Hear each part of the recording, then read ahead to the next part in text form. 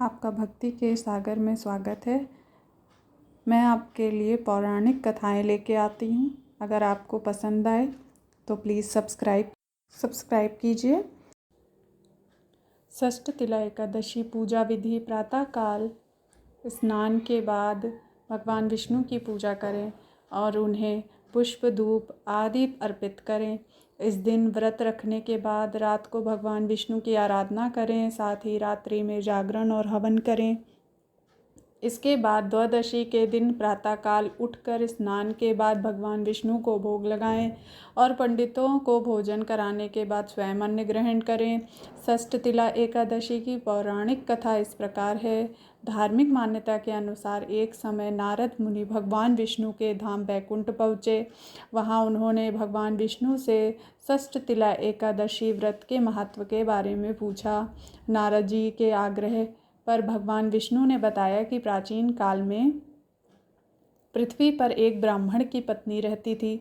उसके पति की मृत्यु हो चुकी थी। वह अपनी अन्य भक्त थी और श्रद्धा भाव से मेरी पूजा करती थी। एक बार उसने 1 महीने तक व्रत रखकर मेरी उपासना की।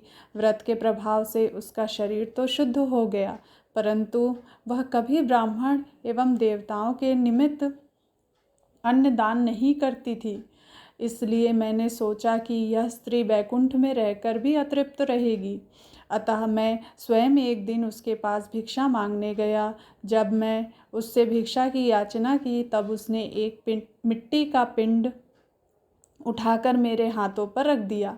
मैं वह पिंड लेकर अपने धाम लौट आया। कुछ समय बाद वह देह त्याग कर मेरे लोक में आ गई। यहाँ से उसे एक कुटिया और आम का पेड़ मिला।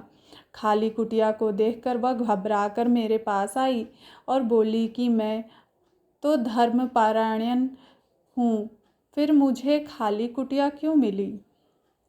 तब मैंने उसे बताया कि यह अन्नदान नहीं करने तथा मुझे मिट्टी का पिंड देने से हुआ है।